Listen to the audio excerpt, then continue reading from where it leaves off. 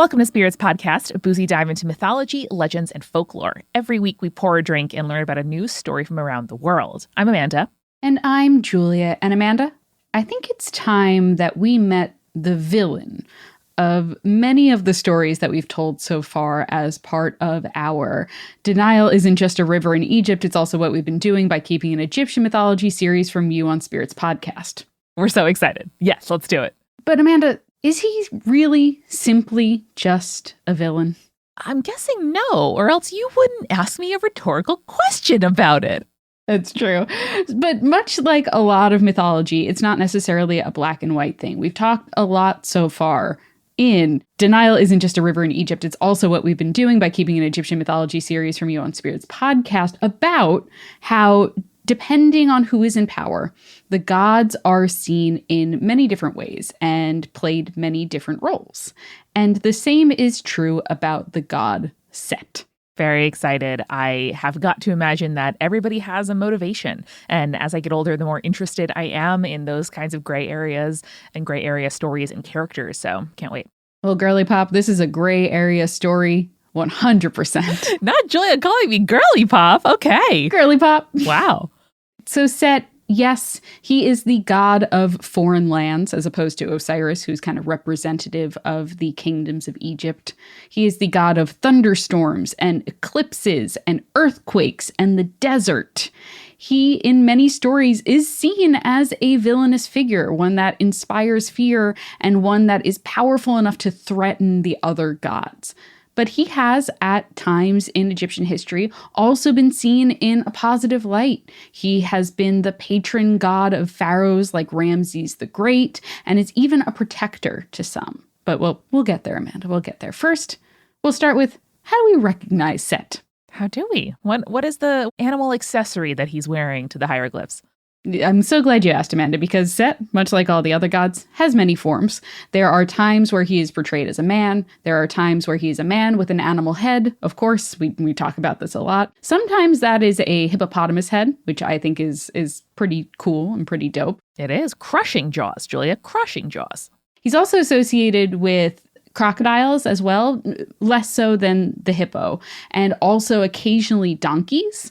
But what he is most often associated with, Amanda, is an animal that scholars refer to as the Set animal, because it doesn't really look like any super identifiable animal. It seems like it is just unique to art of Set or hieroglyphics about Set. Fascinating. So what is the animal like? Is it a mashup of animals? Is it just kind of like random? Well, I'm going to send you, Amanda, a photo of what the Set animal looks like, and then I'll describe it for our listeners here. The Set animal is an animal with a curved head. It has these tall, square-topped ears. It has a erect, arrow-like tail, and it is kind of canine-shaped, I would say. I think this looks very like what hellhounds are depicted as. It's kind of like if a greyhound had like long ears, you know? Amanda, I described it later in my notes as a rescue greyhound and a heck pupper combined. Yeah! Nailed it. So Crushed cute. it. I love it. So there's actually been many attempts by zoologists and Egyptologists to figure out what this creature is, or whether or not it actually existed in nature, or if it was just a creature that came out of the imagination of the ancient Egyptians. So far hasn't been a lot of progress in figuring out exactly what it is, but I love that they're like, we got to figure this out. There's a cute heck pupper / greyhound out there in the world, and we don't know about it.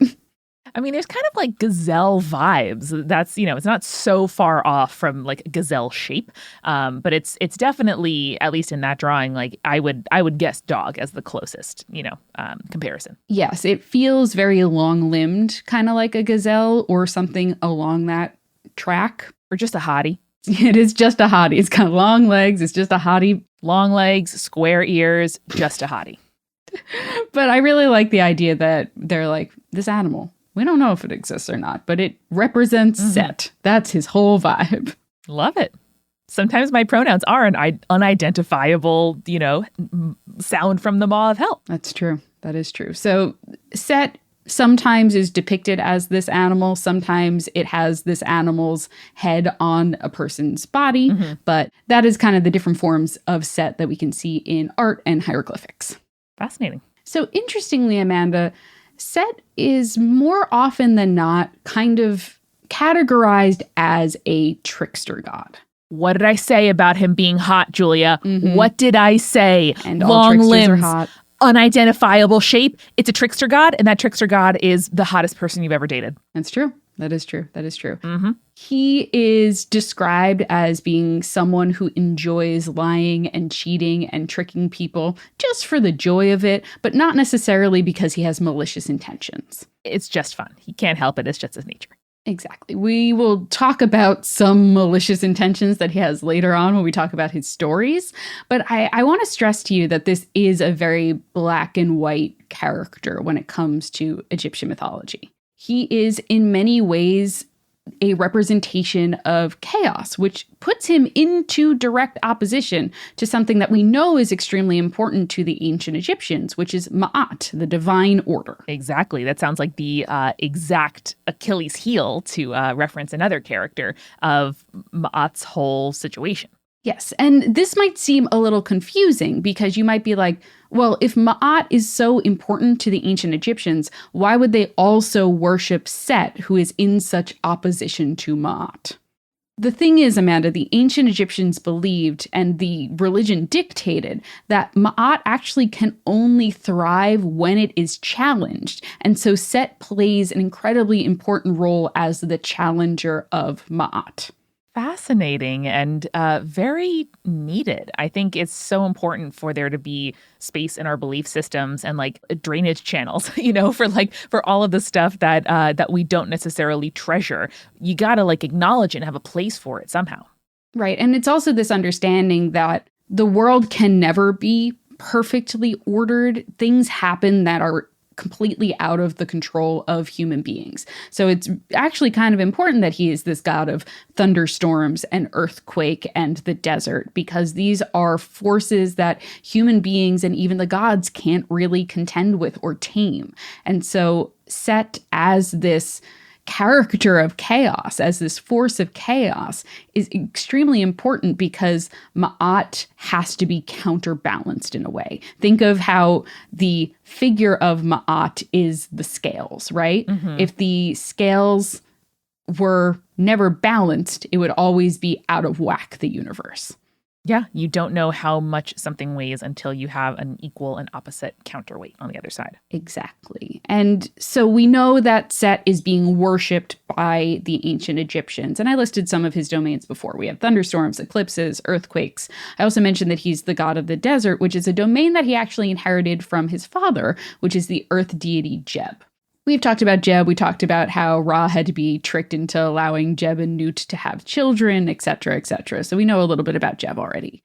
And as such, Set was said to be the protector of soldiers, hunters, merchants, and in general, any person who spent a considerable amount of time away from home.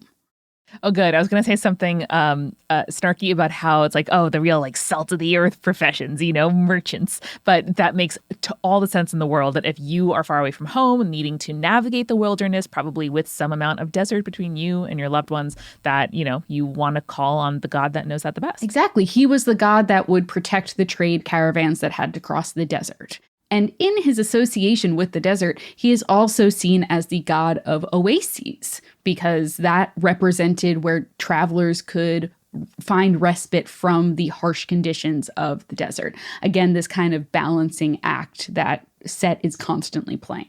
Another thing that, based on cartoons that we watched as children, I thought I'd encounter way more in my adult life: quicksand and oases. You know what the thing is, Amanda? We just don't spend enough time near deserts.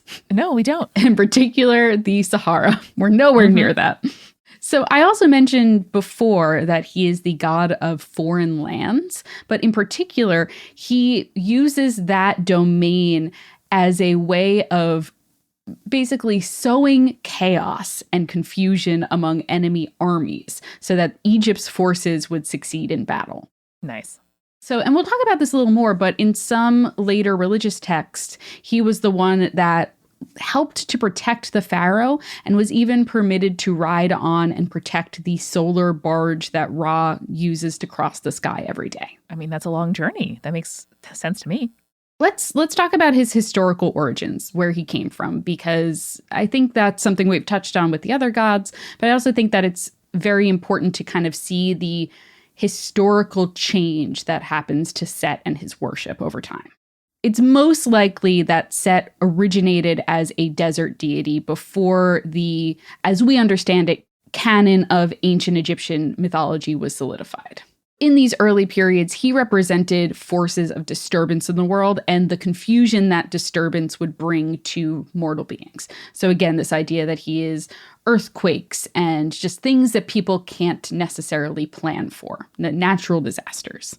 Big disruptions in your day and life, and then you're like, what the hell? And it makes sense that all of those are grouped together. Exactly. Now, the stories that we've told so far about Set in previous episodes, they don't paint him in a great light. Part of that is because of how his worship came in and out of favor over the history of ancient Egypt. And we know from records that his worship was equal to gods like Horus during the Second Dynasty. Wow. And we know that he was mentioned in the pyramid texts of the Old Kingdom, which indicates that he was playing an important role during that time in the religious movements of Egypt. And makes sense, too, if he has sort of Egyptian dynasty roots as well. Exactly. Now, by the Middle Kingdom, we know that he was associated with Ra and the solar theology. He was acting as protector for the sun god's barge, and every day he was said to fight off attacks from Apep, who is the cosmic serpent. Oh, dang. Again, this idea of you have light and darkness, balance and chaos. And in fact, Set is actually acting as a destructive force, but one that is fending off chaos in part of this cycle that's happening. Like a gutter, Julia, you channel the chaos and then you water your plants. Precisely. We also know at this time he was folded into the kind of royal family or the council of the gods. And as we've talked about before, he is the son of Nut and the brother of Osiris and Isis and Nephthys, as we mentioned in previous episodes. Now, Julia, because the council of the gods is also the royal family of the gods, do you think it's like a business, like a family business, where they're like, we're all family here, but actually that's just a cover to treat their employees abysmally?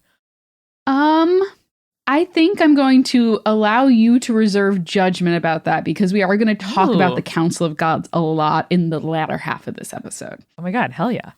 So he's part of this royal family, he's part of this council of gods, but as time passes, Set's worship starts to decline, starting with the 20th dynasty, where his association with foreign lands starts aligning him with Egypt's enemies, like the Assyrians, for example.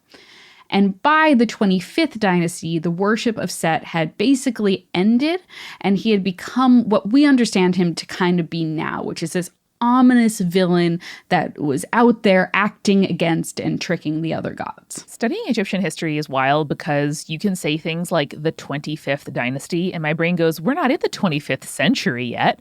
Amanda, the amount of times I wrote century instead of dynasty when doing my notes, you would not believe. Xenon was only the girl of the 22nd century. We're not even dreaming that far.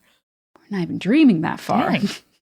So partially, this kind of ominous villain role that he plays, this demonization, I would say, of Set, can be blamed on the colonization of Egypt by the Greeks and then the Romans, especially during the late periods of ancient Egyptian history.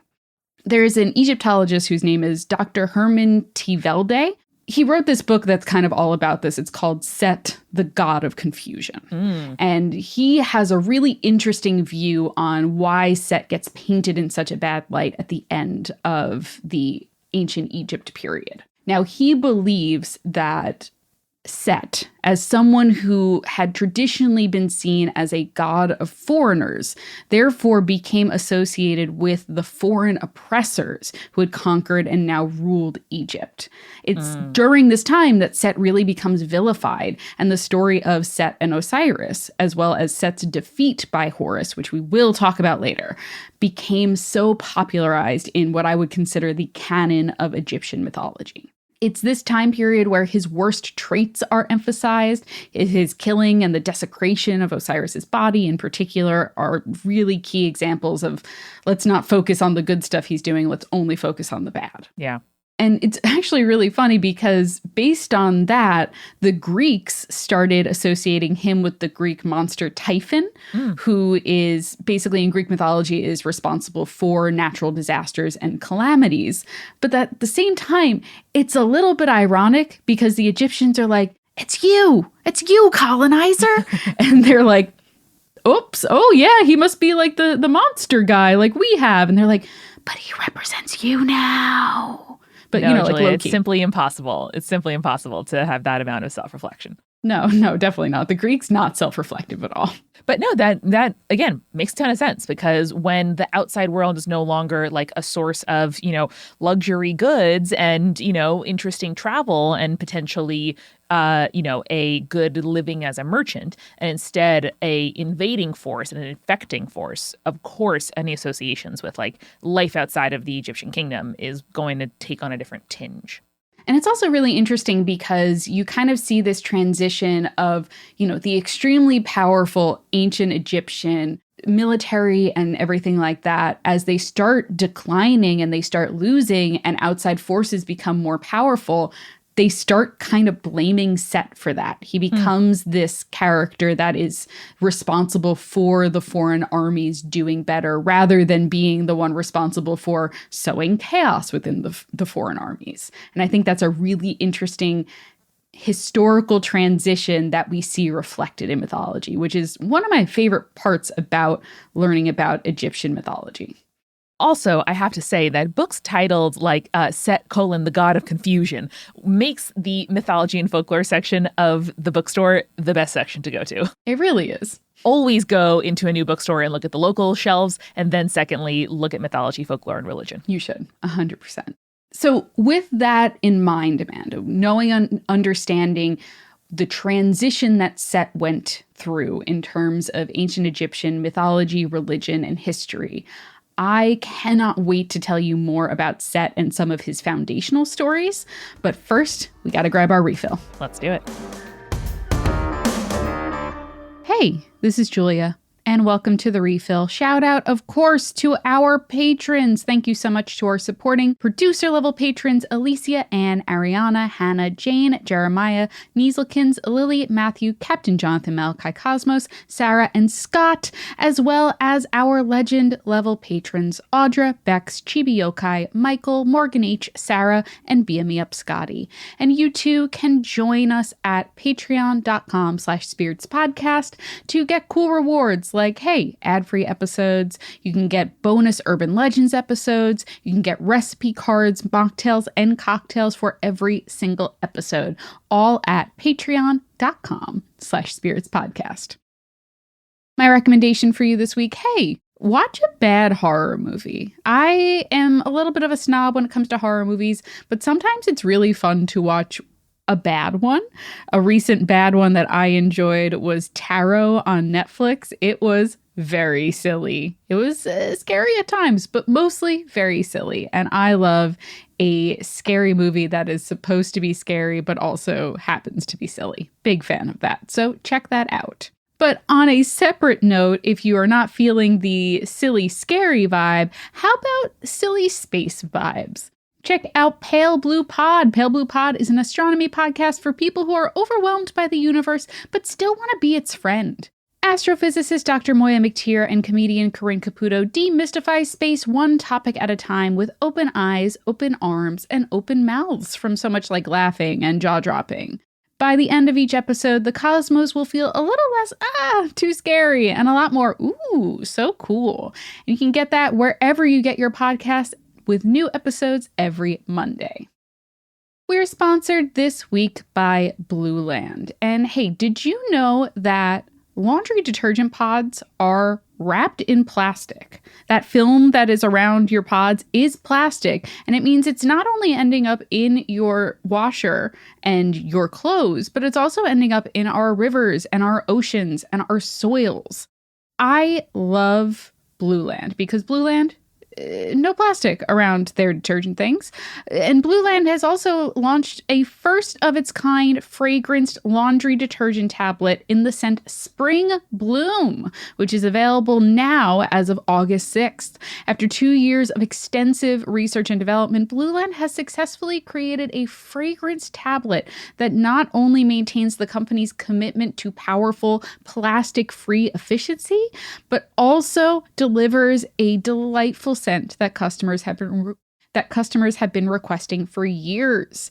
The Spring Bloom fragrance is a captivating blend of sun-ripened citrus, fresh wildflowers, and golden amber, and they are proven to lift out the toughest stains, from grass stains to food stains. And as someone who is in a household that gets a lot of stains on our clothes, let me tell you, it does the job. I love it. And I just love Blueland. All the products that I've gotten from them smell amazing. They work great. You've heard me talk about the bath bombs for your toilet, aka their toilet cleaners. Their products are just something that I order again and again and again.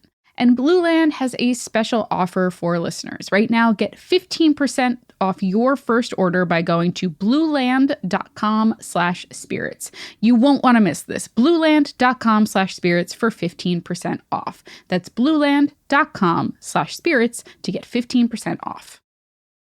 And this episode is sponsored by Wildgrain. I love getting my Wildgrain package delivered to my door and then waking up on a Sunday to Jake having already made a bunch of croissants. It is one of my favorite experiences of all time. It is delightful. And I also love Wildgrain during the summer because I grow a lot of basil and I can make some homemade pesto and throw it on some of their fresh pasta. I love Wildgrain. Wildgrain is the first ever bake from frozen subscription box for sourdough breads, fresh pastas, and artisanal pastries. Every item bakes from frozen in 25 minutes or less with no thawing required. Your Wildgrain box is fully customizable, so you can choose any combination of breads or pastas or pastries that you want. And Wildgrain just launched a brand new plant-based box featuring a wide selection of plant-based pastries, breads, and hand-cut pastas. So if you've been waiting for a vegan, vegetarian option from Wildgrain, it's available now. And for a limited time, you can get $30 off the first box, plus free croissants in every box when you go to wildgrain.com/spirits to start your subscription. You heard me. Free croissants in every box and $30 off your first box when you go to wildgrain.com/spirits. That's wildgrain.com/spirits, or you can use promo code spirits at checkout. And now let's get back to the show.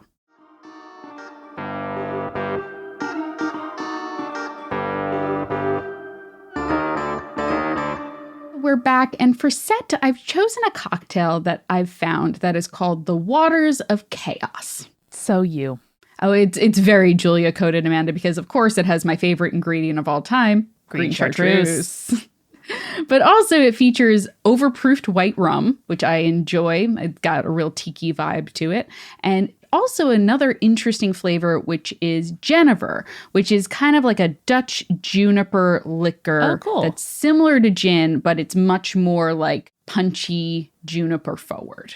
That's awesome. I'm sure you can also like steep juniper berries in stuff. You got to be careful because they are poisonous if you don't process them properly. But as I said that, I said to myself, wait, I think that's one of the berries you're not supposed to just eat. Anyway, but that's really interesting. Yeah, so if you can't find it in your local liquor store and you would like to make this cocktail, I would say just pick a very juniper forward gin. There are some like good options out there, and you could definitely ask the person at your local liquor store, hey, which one's the most juniper forward? And they probably know.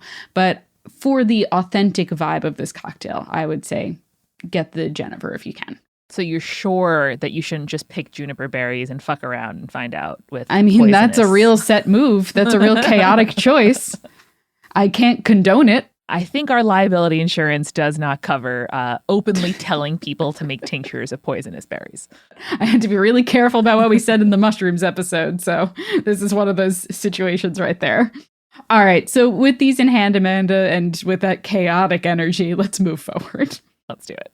So we've got Set, who is this powerful deity who, towards the end of the ancient Egyptian history, was this very villainous figure. He is a god of chaos and destruction. He can call upon storms and the desert. He represents the destructive forces of the world, but is also considered essential to the natural balance of the universe. So Set is playing an important role at this point as we start to tell these stories, most of which are from the later portion of Egyptian history.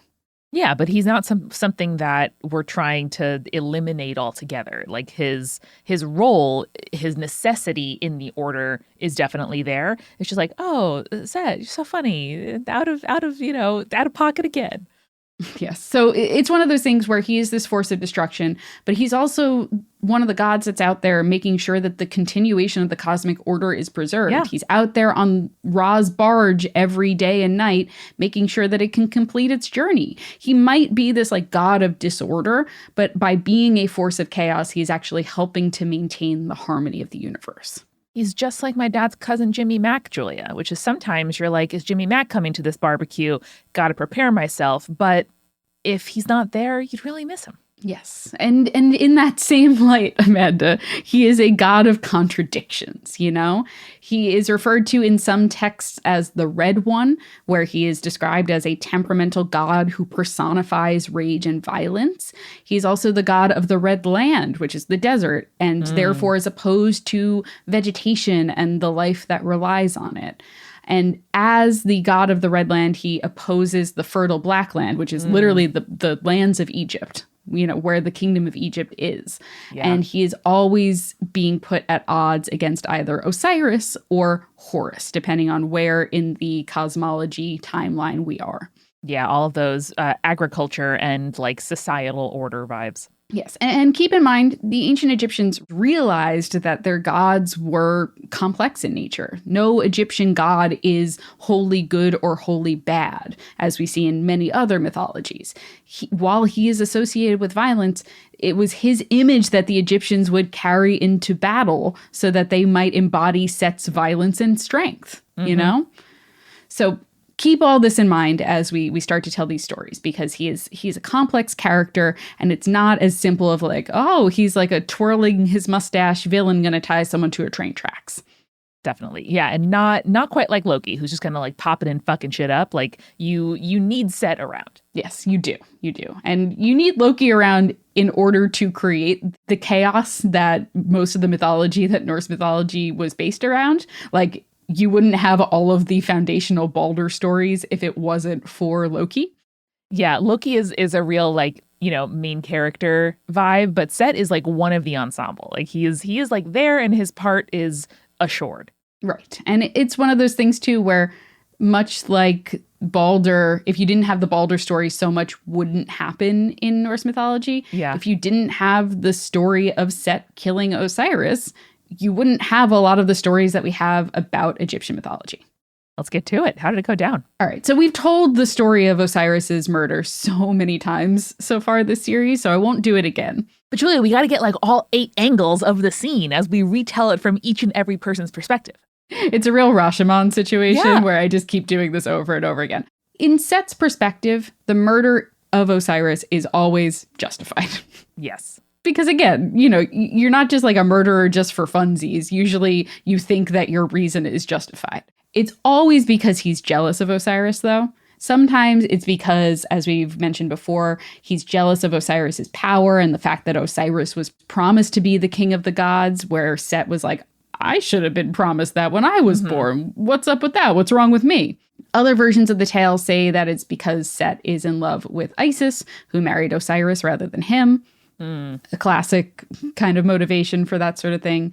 And another tale says that Set's wife, Nephthys, was also in love with Osiris and had used magic to disguise herself as Isis so that she could sleep with Osiris. Insult to injury. And also in this version of the tale, Set is supposed to be the father of Anubis, but is implied that Osiris instead is the father. It's very Jerry Springer. Oh, yeah. Oh, no, that's bad. That's bad. It's real bad. But they didn't have paternity tests back then, so. Nope. Whoops. Uh-oh. And then kind of spinning off that, Set was also said to be jealous of the close relationship that Osiris and Anubis formed. And that was the kind of last straw for Set's jealousy. Got it.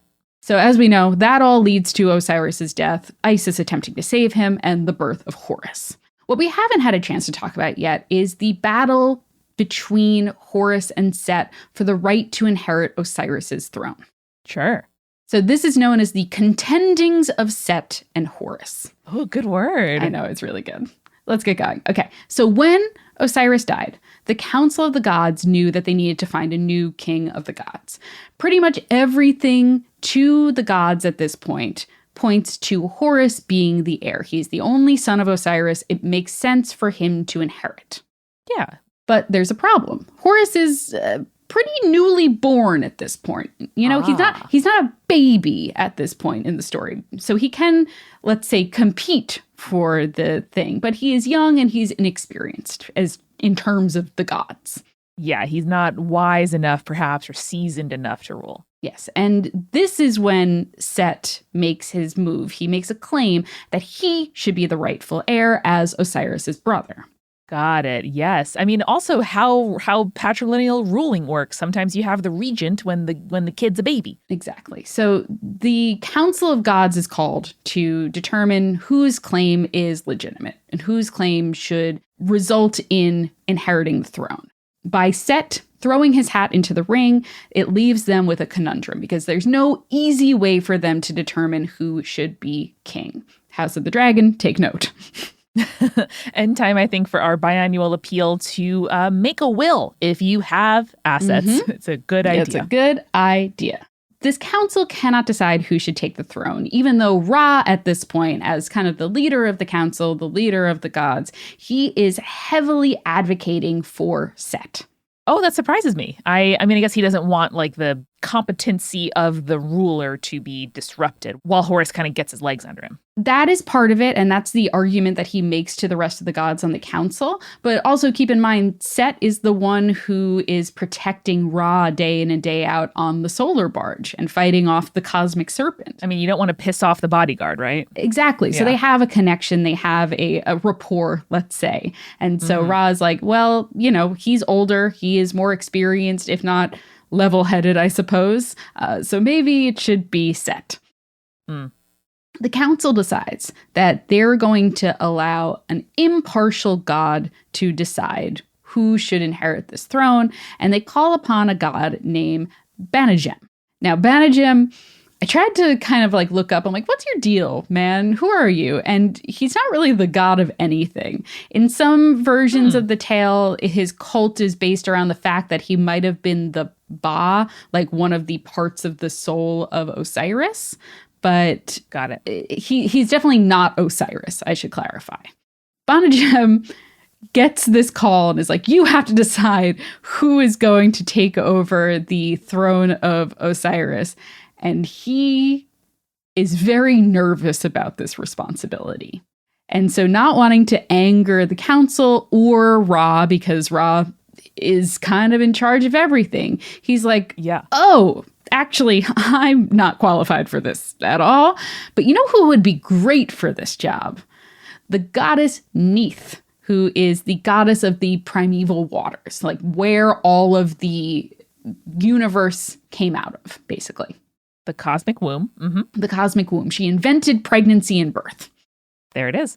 So she's been around forever. We should totally trust her judgment. Let's ask her. And the council's like, yeah, okay, sure, whatever. So they send a letter to Neith because I guess they couldn't summon her. It takes a few weeks. And when finally her response arrives, I love that like the slowness of the postal system is involved in this foundational ancient Egyptian myth.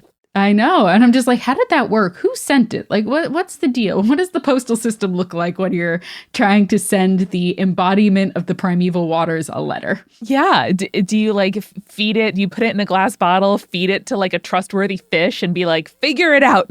Good luck out there. So they send the letter. Finally, after weeks, it returns. And her response is, Horus should be king. This pisses off Ra.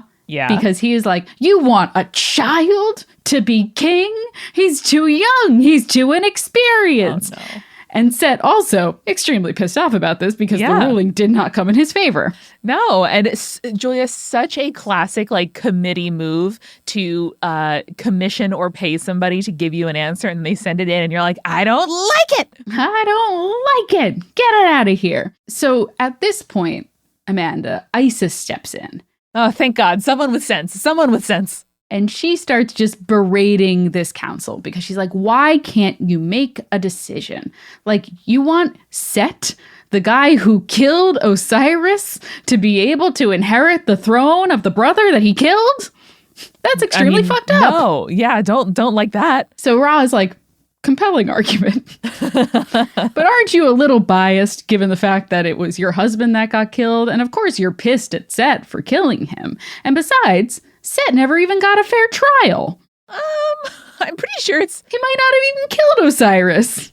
Meanwhile, he's bragging about it everywhere. Yeah, I was going to say, that's not in dispute, I don't think. Well, Ra doesn't care, and Ra decides they're going to have a trial on the island in the middle of the Nile so that the jury can come to a decision without any outside pressure. And that includes Isis, who is barred from the trial. Oh, okay. I mean, just because her husband got murdered, you should ask her opinion, I think. Well, she gave her opinion. She's like, this man killed my husband. Don't make him king. And they're like, good point. But, fair trial first. Seems like a worthwhile opinion, but that's just me. Yes. Well, Isis is a tricky bitch. I love that for her. So all the gods go to this island for the trial, and Isis, clever as she is, disguises herself and bribes the ferryman to take her over. Nice. She disguises herself as a beautiful young woman, and Set, immediately upon seeing her, falls in love with her. Julia, tell me, why did I picture her on the Staten Island ferry simply putting on sunglasses and going, no one can see me. No one can see me. You know what, Amanda? That's the kind of energy she brings to everything. Okay, good. So she uses this immediate falling in love with her to her advantage. And so she's like, oh, woe is me. I used to be married to a wealthy man, and we had a child together, but the man, he died. Sounds familiar, right? Mm-hmm. She's like, well, I put my son in charge of watching the cattle. But one day this man came to the farm that we lived on. And I was like, well, you can stay here for as long as you need. Let me show you a little kindness. You can, make yourself at home here. However, this man, he takes advantage of that kindness, and instead he starts claiming that the land and the cattle are actually his. Is Set hearing any alarm bells going off yet? No, because at this point she goes, isn't that so unfair of him? How dare he? And Set's like, yeah, that's super fucked up. How could someone do that? Yeah. And he specifically says, a man can't claim the cattle of a late owner so long as the late owner's son is still alive. Self-own! Absolute self-own! And Isis goes, psych, bitch, yes. I'm out! And turns into a kite, flies away, and rats him out to Ra. I wish I could turn into a kite and fly away when I have my mic drop line that I've rehearsed all day. Yeah. Don't you just wish? So much. I wouldn't use it for anything else. It would just be for that. Oh, yeah. No, I wouldn't fly. I wouldn't use my powers for material gain. Nothing. You can use it to fly away only after a great one-liner. Yes. Julia, I've been telling you about this summer on Big Brother where this woman, Angela, said, your words are shit, so shove them back up your ass. And it was an incredible moment, but would have been much better if she had turned into a kite and flown away. I agree. And then CBS would have said, ma'am, you're off the show. And she would have said, worth it. Ma'am, we have to stop the live feed. You can't say stuff like that. Yeah. All right. So now keep in mind, Ra still wants Set to be king. Wow. But with this evidence, he really can't side with Set publicly. Sure. So instead, he tells the council, actually, the trial shouldn't be decided by a jury and judges. We should do a series of trials that Set and Horus have to compete in. And then whoever wins the most will be proclaimed the king of all the gods of Egypt. So it's just like a man versus a teen, right? This is kind of not a fair matchup. Yeah, it's really not a fair matchup. And at this point, Set is like, I just have to beat a kid? Easy. Fair. First challenge, we're going to dive into the Nile, and whoever holds their breath the longest is the winner. I mean, okay. Now keep in mind, Amanda, Set is not only associated with crocodiles, but also hippos. And this might seem like a really childish first challenge, but also keep in mind that the Nile is incredibly important religiously and cosmology wise. And also, Set has an incredible advantage. He's a hippo man. He's a crocodile man. Crocs and hippos love him. Big lungs, Julia. Big lungs. Big lungs, holding their breath forever.